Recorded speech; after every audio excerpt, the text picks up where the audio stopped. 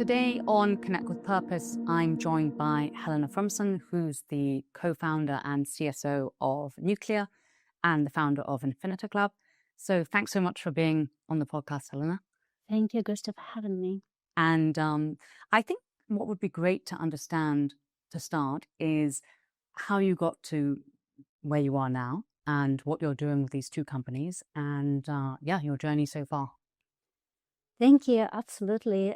Sometimes it's a bit difficult to recall the whole way, but I've started with early age fascination with commerce through reading about Silk Road, about Venetian merchants, about conversations, dialogues, and trades that were made between people that wouldn't meet in other circumstances.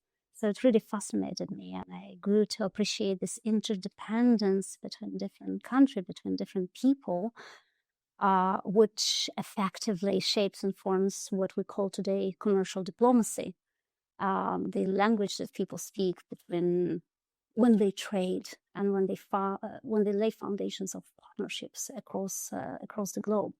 And then I grew up in a family of engineers, scientists, economists. So architecture, the word architecture for me is not a metaphor. It literally is a system that has to be built in order for venture, for collaboration, for business to be successful. And then as I see, when we build this successful, strong businesses on sound and clear foundation, then the whole trade as such can happen in a lot better way. And I've spent last 30 years, almost 30 years, shaping, scaling, working inside environments that required such foundations. So my personal specialty came from commercial acumen, holistic commercial approach of partnerships, direct selling and marketing, PR, etc., that you put into the blend, but there is a lot more to building a sound business. And this discipline has carried with me into then building my own businesses. So co-building NeoClear with my amazing partners. And the main founder is not here today, but he's the rock and cornerstone of this business, or Whitehead. And I work with him to build a network of amazing infrastructure projects across the board, and again, global network, starting in Europe and extending further. And in Infinita Club, we organize a cockpit or commander unit or shuttle, if you will, that helps investors such as private equities, sovereign funds, and family offices to ensure that their portfolio is sound and strong in terms of deliverables and pipelines, and fitting the very initial investment thesis that was behind the acquisition. Wow, amazing. Very complicated, but amazing. So how do you help these firms set up a stable architecture so that the system works and they can scale? How do you help these firms to do that? So if we go back to basics, across humans, across companies and across systems, we tend to put a plan together, right? And I think every coach today, if you're going on Instagram, speaks with you about getting from point A to point B, put your map together, etc. And there is plenty of material that we read in bachelor and MBA degrees all about business management at scale. My job is to analyze and diagnose if what's being built has any cracks in it. So first of all, that the right plan is put together, but then if it has any cracks in it, I love looking for cracks. And in my lectures and my speaking panels, I love asking a question. If I speak with you about cracks and foundation, about danger, about any signs of stress that you see, what it makes you think about? And people tend to reply, "Oh, it's scary. I want to run away. I want to hide from it, or I want to cover it with something." So the reaction is biological. Often it's less professional, it's more biological. And I love bringing us back to professional arguments, saying, let's remove biology because it's all good and fine and games. But in order to fix it, let's celebrate the fact that we saw foundation crack early enough, because we saw it early enough, then the Eiffel Tower is not going to fall aside or fall through beneath foundation. We actually can build if we constantly detect the cracks and fix them on time.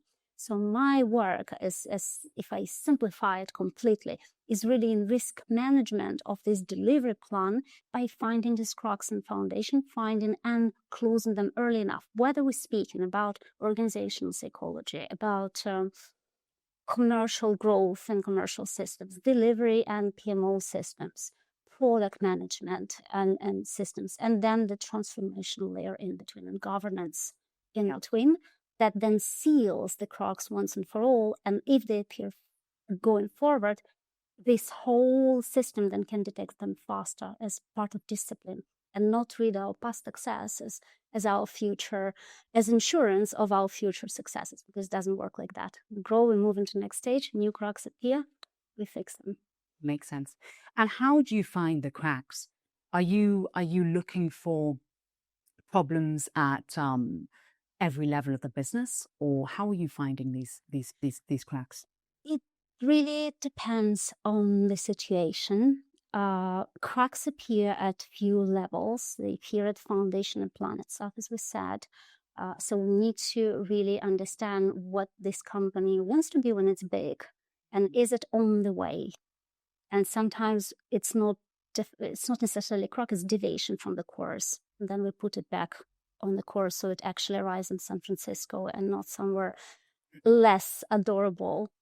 Then maybe it wants to arrive somewhere else adorable, but we need to make sure that this is what we mean, this is what we want ahead of the time. In terms of of then analyzing the plan, typically, quite visibly, problems come through pipeline that is not delivered on time. Why are we not growing? We plan for 20% yearly growth. What's going on? Let's have a look. Did we build our commercial pipeline? Because commercial will probably be the first place where we detect company is not growing, right? Yeah. Share value is fallen, or the growth of or conversion of pipeline is simply not happening as it's planned. Why? Yeah. Right. So we start diving, and then typically the head of sales says, "Oh, that's because the product is not good enough." And then you analyze the product. Is product fit for scale?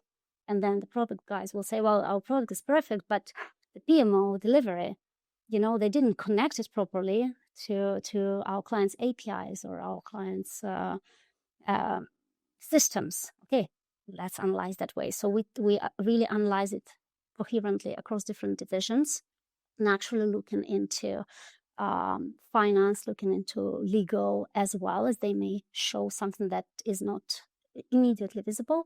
And then sometimes you speak to a company and you say everything is scalable, but the CEO or but chief something officer, for the reason that this person perhaps was in a rush of creating something phenomenal, they are adrenaline driven, they are this founder hat on, real founder mindset. But now we're in business as usual. We need to take a step back, not relax necessarily, but sometimes change the rhythm into business as usual. Sometimes look at the whole system as growing at a different pace with different new responsibilities and accountabilities. And many CEOs transform and grow into phenomenal success. And some of the CEOs, that very moment, they say, well, maybe I'm not scalable into next level, and maybe I simply dislike the next level. I actually want my adrenaline back. So these people exit the institution, go back to basics, and build 5 more phenomenal companies, and exit them to the level where they disliked run it after. So there are multiple avenues. Typically, they work all together in the picture that is painted towards outside world.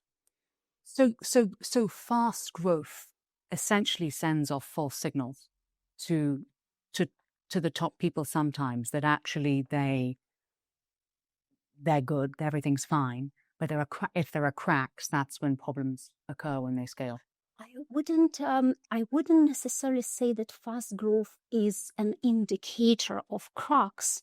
What may happen is that fast growth may fool people into thinking that this is the only right way to grow from here forever. So it can be this false reassurance of my way is the right way from now and forever. And then eventually it can snap dramatically because the next phase simply requires different company, different type of a team, larger operations, right? I love giving this example of a salesperson who goes and knocks on the door and sells this amazing hoover or project or contract. And it's the most amazing salesperson you can imagine. But then you ask this person, could you please put the details of what you've done, description of what client wanted into a Salesforce or some kind of sales system? And this person says, no, I will not. This is not how I work. So this person can offer you a very fast 0 to 1 jump as you grow your company. But at the moment of one, when you bring 15 different other people and client experience people and support people, etc., no one has any visibility into what client actually wanted.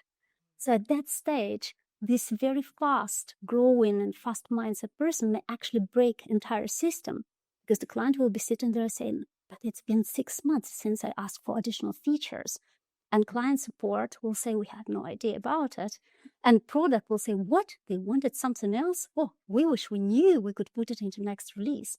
So by not accounting to what kind of personality and what kind of plan do you need at each stage of your growth and scale, you may effectively build for failure. And we don't want that. No. Do you think that a lot of the problems happen with lack of communication between different departments and organizational units? There's no communication, there's no flow between different sectors in the business. It is a wonderful point that you're making. And I remember when I studied my business degrees in Churn, first bachelor degree of business administration was all about how your division functions. And then you learn to be head of each division, information technology and legal and commercial, etc., etc. But then at master's degree, my revelation was that, in fact, communication between divisions is what makes or break a real organization. And in this order of learning about these problems, I also encountered them as I've practiced running, managing, or contributing to running companies. Today, I can see that communication between divisions is a huge failure factor potentially, but it's also a huge success factor potentially, because network effect works within organization as much as it works outside of organization. Yeah. The communication problem inside of a division between different layers can be dramatic success or failure factor. We know all these case studies, business case studies, where the headquarters, the mothership, simply doesn't have access to information and knowledge that a driver has, and driver who delivers to little local shops actually has a lot more hands-on interesting information that had he communicated upwards, perhaps company would take completely different decisions. And then if we take one step back, and I think you face a lot of it in your work, working with individuals, not just with companies, is also our communication with ourselves. Am I fooling myself in thinking that my knowledge, abilities, and expertise that carried me to this moment, is it enough to carry me further and to let me scale, right? As much as I want company to scale, we all as individuals need to constantly learn. My father used to say, the moment you call yourself professional, seriously, without laughing in the mirror and saying, there is a lot to learn. The moment you call yourself, now I really figured it, he says, that's the moment you stop being professional. Because at that moment, you really stopped learning. You stopped scaling yourself. So I think there are like multiple layers to that. Mm. Do you often find that it's the CEO or the C-suite that is the bottleneck? Essentially, they're the ones that need to develop further to take the organization to the next level? Or do you find the problems tend to happen in kind of middle management or levels below? I would say I'm thinking about the right translation of this phrase, that the fish tend to rot from its head. We always, in my humble opinion, need to look at C-suite first of all, because truly, of all people in organization, everybody can make mistakes.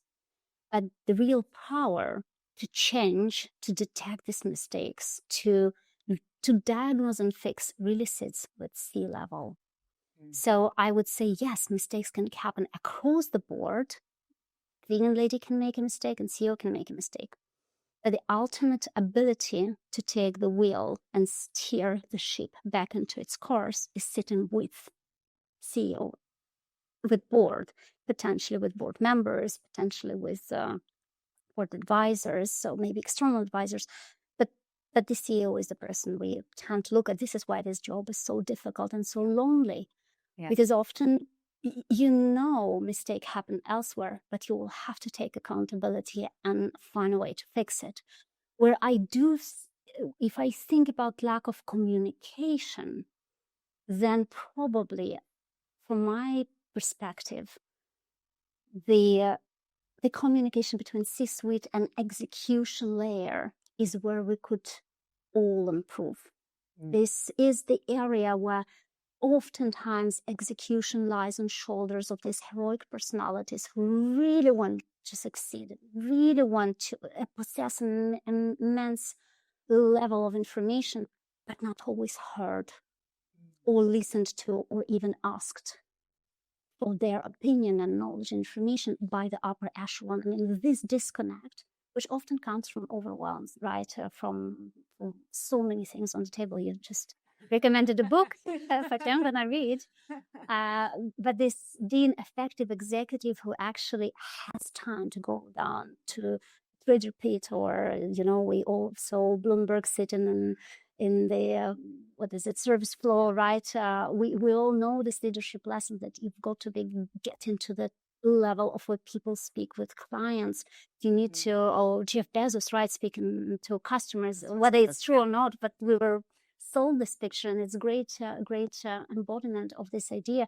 Let me get to a trading floor. When I was co-running a huge chain of fashion retail stores, I would go to what we used to call sales per cat and listen to what clients say and how do shelves look and how my windows, do they stop people or don't? Whatever we designed in there, does it even populate success to store managers? Yeah, it's clever. So if you were going to give any advice to someone watching this, someone who is a C-suite or someone who is, executive leadership, what would that be? Would that be spend more time in the lower levels of the firm and understanding what people are doing? Or would that be putting systems in place to encourage communication between divisions? What would your advice be to people? I think you need both. I think in order to put the right systems in place, you need to understand your organization, how it breathes and what it's made of, who the client is, right? You need to understand this organization almost as a living thing. And once you understand your organization, I think this is why for many executives, the first 90 days plan often is to go and understand organization. And then you can put a system once you diagnosed organization, once you saw the crux, you can then put a system in place to run business as usual and close the gaps or fix the crux that you've seen. And then, in my opinion, there will be certain immune response for an organization for anything you do, of course, because people tend to clutch to the ways that they know. If you want a bit of a change, then you implement your change management and transformation alignment and restructuring if you need. But definitely it's both. It's diagnosing and then putting system in place and governance. So people really, once you put system in place, it really is followed until the next evolution of system is needed. How do you enforce governance across an organization? Like, how do you put in a system to make sure that that's done correctly and it works? It's a very interesting question because governance for many people sounds almost as if I call the cops if my children are not in bed by 9 p.m., like if I recall Mary Poppins methodology. Then that was a governance. I wish I had this nanny available, but I didn't. My children are not as well behaved, but old enough for me to forgive it. In terms of governance, we tended to look at governance at board level, first of all, right? Because this powerful and yet and yet empathetic environment has to surround the CEO and C-suite, in my view, first of all. But then governance doesn't stay there. In every large transformation, we speak about individuals taking on themselves particular accountability for success or piece of success in this process. And then this by itself is governance. So we all, every individual in an organization, if given enough trust and marching orders or ability to build systems, depending on where you are in this big machine, every single one can become part of this governance and ethical code and the culture of organizational culture. So in my opinion, we look at governance at the board level.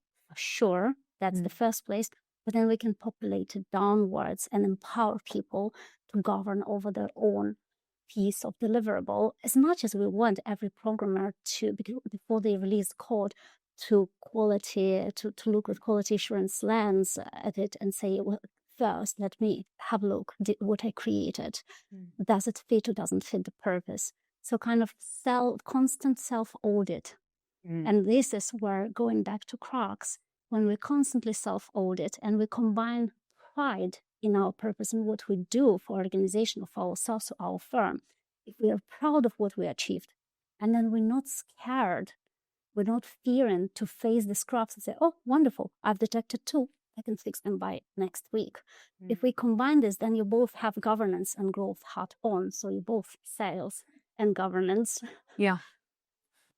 Have you found it easier to create, huge transformational change across organizations when people are either really incentivized by compensation, so their salaries are linked directly to maybe the performance of the firm or their unit?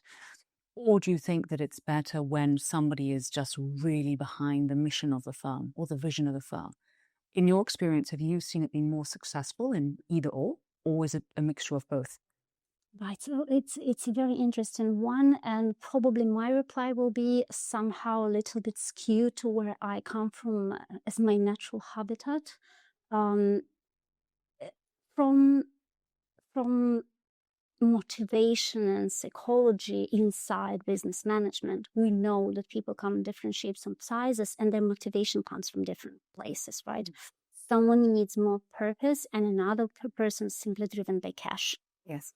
It's a rule. We know there are 5-6 different types of motivations, or possibly more. Organization psychologists can give a lot more foundation to that, and I'm not going to attempt to look as professional in that field. What I have experienced and my driver when I have had a possibility to run transformational projects was always linking some kind of commercial success derivative into people's compensation. So whether it was in fashion retail, success of company deliverable going back to in the form of commissions or bonus, even for stock people, even for someone who's not exposed and not stand in front of a client, simply because then they feel they do contribute. They see the whole food chain of events. We know also that many employees, maybe not all, most, want some equity in the company, right? Many people are driven by, can I have a little piece, some shares, and that will motivate me. I'll feel a bit as an owner in this company. And those cultures where it's suitable, I think this is a wonderful driver for people to feel some part of a success in this organization. Well, maybe not necessarily commissions, because this one is difficult to distribute across the board, but equity or some kind of bonus that is linked to performance of the company, in my view, is a wonderful way forward. Yeah, I think that's really clever. I think that ownership is, in my opinion, the way forward. It's and probably you see that a lot, right? Because you place executive talent, yes, and I believe that probably every person we speak with will voice their interest. And I think that equity is 100% the best way in any business, because at the end of the day, it enables people to feel like it's their own. And when people care, they will report problems. They will go above and beyond to sell because they want their equity to go up in value. So for me, it's number one, and it's what people want. So I think, I think that's the best. Do you think that organizations need to constantly question their assumptions around, what different units in the business should be doing, what good looks like when maybe systems are drifting or cracking?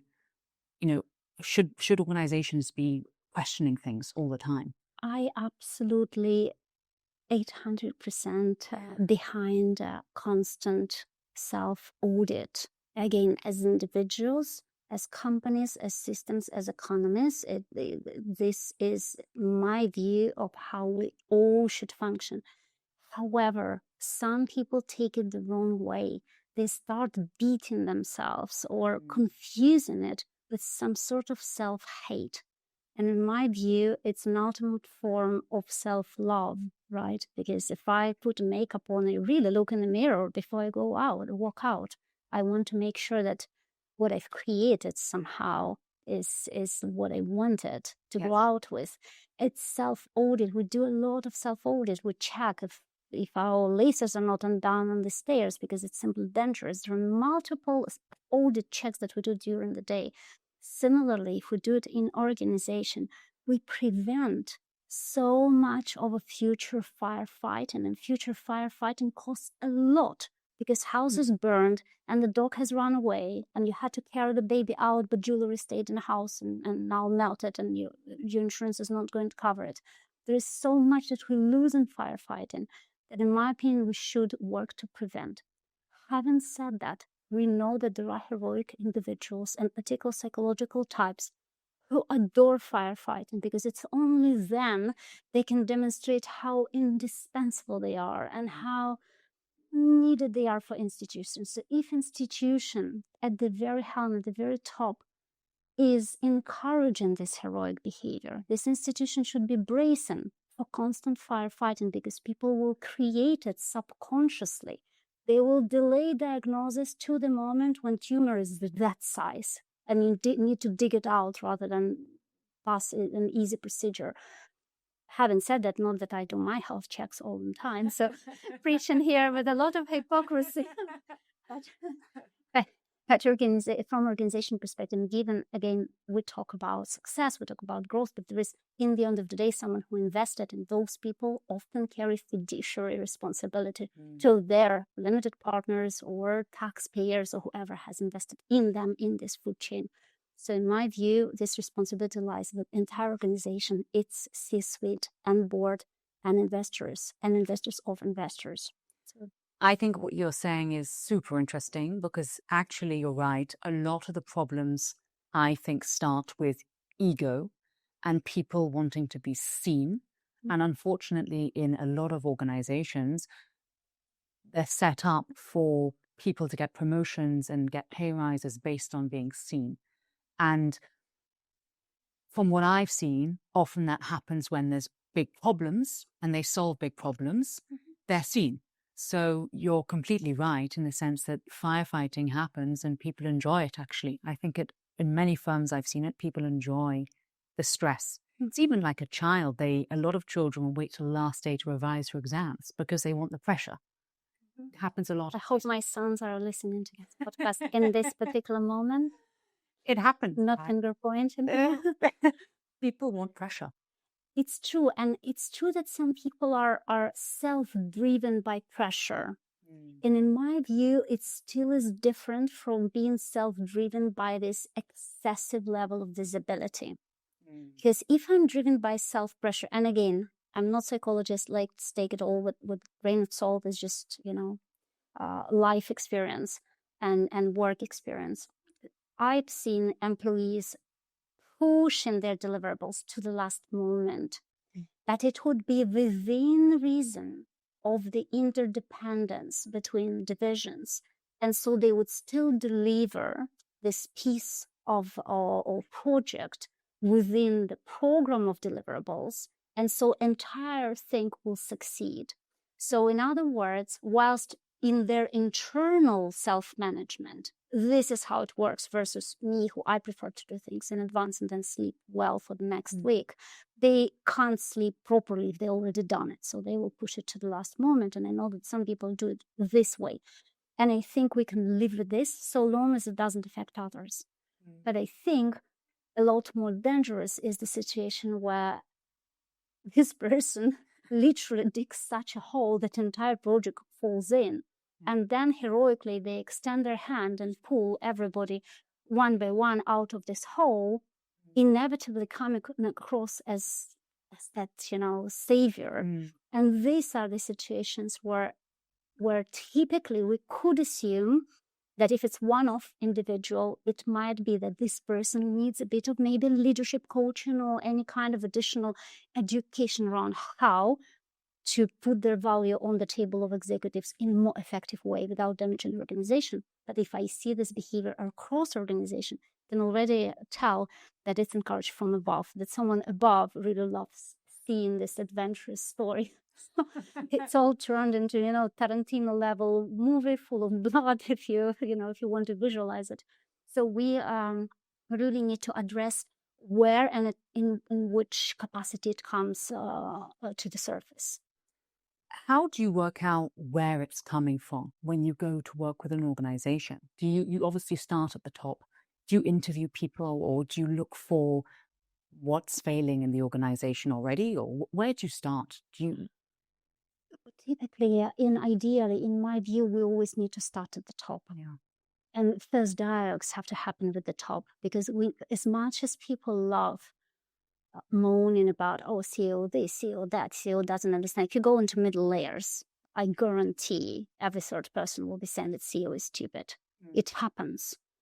And often happens of a total ignorance to what's on shoulders of that CEO. And I'll give you an example of why am I more empathetic.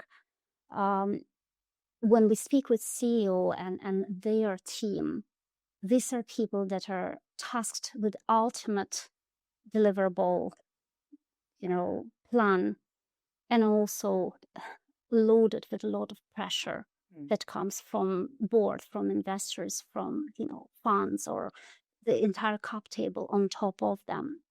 So we need to understand that we need to assess this situation, these people, first of all, with a lot of empathy, and understand how do they lead the organization. And then, in my view, we need to drop down and help them, not instead of them, but help them work out a plan of how each division can perform better and how communication between divisions can perform better. And I'm talking here about pure practical intervention, pure practical delivery partnership. I'm not talking about McKinsey. Here's a framework about the framework, which will teach you, which are super valuable because we all learn from these frameworks, but they often are left with institution to then work it out on themselves, which is a business model that empowers the organization, but then organization needs to work it out. So I distinguish between these two different lanes, and each of them is much needed. It's just that they are different. So yes, starting with C-levels, then drilling into divisional deliverables, accountability, etc., etc. Why am I talking with confidence about people who moan about CEOs? I've heard it multiple times in organizations that I knew really well, from my colleagues working in different other organizations. But then, and people typically, they tend to speak about CEOs above them because their domain knowledge might be deeper than CEOs, and CEO cannot be domain knowledge depth in absolutely every discipline, just impossible. No. I've been CEO in a very young age in a fast-growing fintech company. And when on 31st of December, my clients didn't pay on time, on 31st of December, I didn't have enough cash tomorrow on 1st of January when everybody gets up to pay my team and contractors. So whilst the team was celebrating and, going and watching fireworks, I locked myself in the bathroom and I was crying my head off. And my then newly wedded husband was rather surprised what did I do with this situation, because I was in such distress of, well, deals are done, contracts are there, but the cash didn't get into bank account. So this pressure on shoulders of the CEO is incomparable to any other pressure. And I'm talking about tiny company where I was, interim CEO for a year. Those people that carry this weight for 15 years, 20 years in different companies or same company, they really need to be assessed and addressed and empowered with a lot of empathy. So whilst we say we interview them, it's not interrogation. It's a mutual search for truth, which, the 360 search for truth, for cracks, for how to help, assist, and wow, let me cheer for you from the side. I like what you're doing because you're going in and you're actually helping firms to execute what they need to do instead of just a plan. Because I think that, with the likes of AI and things, it actually, as a business, often businesses really know what they need to do, but they don't do it. They need the supportive system, somebody to actually come in and handhold them through the process, because change is hard and communication is often hard. I think you're very right in assessing. This is how I see it as well, that this delivery partnership this day and time becomes almost a luxury product on its own, and expensive luxury product, because you have real humans who've been there, build it, have these scarred backs with plenty of knives that were thrown, all sorts of damages to the body. But they also would be very, very careful about saying that AI can now build a plan, because I've tested AI from the moment I could lay my hands on it across variety of different subjects in which I have in-depth expertise. Not the one my dad says is bad, but actual expertise, including my previous experience in fashion retail, in personal styling, because I have as well education from London University of Arts, a school of fashion. So I wanted to test it in different lanes in which I understand how it should be. And AI was drifting badly. So it would give me a very confident plan. And if I put this plan on LinkedIn, those people that don't specialize in it will say, wow, that's amazing strategy. Wow, it even puts it in chart, which between us will take me a month to create that elegantly with bullet points and everything without typos. So it gives you very confident plans. You challenge it. You know what it says? Good instinct. Good catch, Helena. So our humans don't have instinct. Good catch, Helena. So we know that plans that AIs create are only as good as input beneath them and data that they assess and access. And it's not always professional assessment. I see now people put on LinkedIn, I've created a strategy. Well, first of all, as you say, good luck implementing. Yeah. But before implementing, did anyone adult look into this strategy? Yeah. Have you like, what's your benchmark? Yeah. Where are you sailing to? San Francisco or somewhere else? Like how did you build it, and what was your prompt behind it? And sometimes they show the prompt, and even prompt is not sound, and information that behind it is not sound. But 450 likes and shares and means more clients for everyone, it seems. No, I think you're right on that, on AI, because it's even for us in what we do. We've tested systems with AI. We've tested AI to create market maps of the industry and things, and it's always inaccurate. It will get a lot of it right, but the parts it gets wrong will make you look incredibly stupid to somebody who knows what they're doing. Yes, that's the issue. So we found big flaws in it, and I think, as you said, the implementation, that's the hard part. Execution is always the hard part, right? definitely. In my opinion. Definitely. And I think we'll be closer to having AI agents that really are at a level of good, again, McKinsey or PwC or ex-Goldman employee. I think eventually we'll have these agents trained by those very professional people and really delivering, and possibly will have additional capacity in in face of this agents or anything else that really will come with AI. But I think at this stage and for observable future, for some observable future, I think we're not there yet to rely on strategies built by AI. Definitely not taking them as marching orders for implementation. And without implementation plan itself, then also good luck. Yes. How have you found starting your own thing, and what gave you the kick to do it? You know, what gave you that purpose? It's a very good question. So if I replied from perspective, as I think we chatted about it some time ago, the world is not doing well. Specifically on ability to speak, on ability to have a sound dialogue between disagreeing partners. I do see commercial diplomacy not as ideology, but as a sound plan to actually bring people together, whether they like each other or not that much.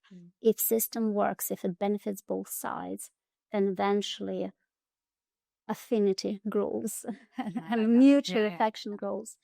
But I also, in a way, didn't quite start anything because I was working with startup CEOs, with all sorts of frameworks, with people who came and asked for advice since 2003, parallel to my corporate career. So in a way, I was doing it, but I've never institutionalized it properly. I advised a number of CEOs how to create commercial programs so they're not diluted as much at fundraising stage, and all sorts of situations of this sort, and worked with communities, with Founder Institute as a mentor, with some of the accelerators to support them, until such moment that I realized maybe we need to look at it a bit more seriously. So that's it. This is where I find myself as co-founder, a person who can implement this knowledge and ability and learn from the situation as we go, but I can contribute quite a bit, put it on the table, and as someone who can help other companies succeed, because I think we all need a bit of positive success and, again, commercial dialogue. I love it. So what is your purpose within work then? What do you think gets you out of bed every day? I may wish to reach the age when I want to be in bed. There's so much going on, and it's so exciting, and we're only starting, right? I think growth itself, and this intercultural dialogue. The first time I was fascinated, again, reading history books, reading adventure books, I don't know, I was 10, 11, 9. And to this day, this very idea that some people may create something that then has interdependence or some kind of partnership or distributional channel or mutually beneficial growth in different geographies, different languages. And out of this, we can see sustainable economic growth, then our children inherit better world, kind of keeps me idealistic within my very, very, very, very risk management, probably destructive mindset, right? It allows me to remain very idealistic, very positively tuned to this world person, as opposed to someone who focuses only on crux and how to prevent problems in the future. So I don't know if it asks probably. Yeah, no, I think that's amazing. Yeah, it's growth. Essentially, it's growth mindset. Do you think you got that from your upbringing? Do you think you got that from? It's a very, very, very good question. I definitely was brought up that way. My dad was a person who managed any stress or negativity very easily. He said, well, if problem didn't happen yet, then why are you worried? And no need to stress, only to analyze and fix it. And if it already has happened, then why are you worried? It's already happened. Now let's focus, analyze, and fix it. So there was never a good time, and from his perspective, to be stressed or worried about things. But if I look back, it's not bad at all. And also, like, there are no hopeless situations. We'll find solution, find fix. This is why I'm not scared of crux, because I know we'll find fix. Right? Yeah. So yeah, definitely my mother was always very focused on excellence, on again, on growth and excellence, and her way of driving it towards this excellence was always, well, if I knew that you're average person, I wouldn't demand of you as much to this day, I'm not convinced I'm anything above average person, by the way, but it is what it is. She got her good results on my school paperwork. So yeah, I was brought up this way, but I also think there is certain biological wiring in you, because some phenomenal people that I know, including people who are very dear and close to me, they are in completely different life concept. Some of them just know how to exist in the moment, and growth for them is just a bypass, of just a result of being here in the moment and enjoying and living it. And I wish I had this ability, or more of this ability, because I'm a lot more focused, towards, okay, what's next thing? How do we achieve? What stands between me and my next goal? So probably a combination. Yeah, it's very interesting. I think I'm more like you than the other people. I personally think it comes from upbringing, and it comes from parents. I don't want to, I guess it's a stereotype, but I also think sometimes it comes also from being a woman. I think in many ways, when you start your, at school, your corporate career, and in many ways you have to do more to be seen at first.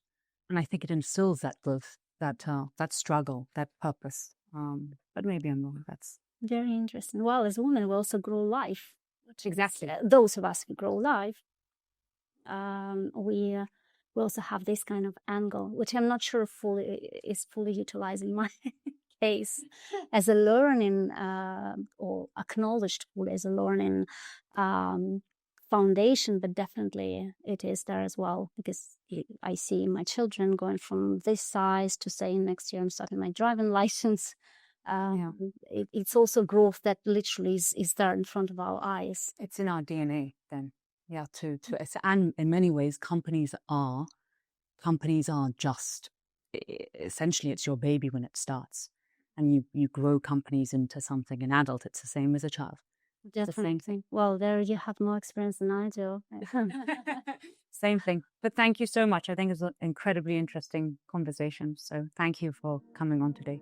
Thank you. Thank you for having me. Yes, Thank you, Augusta.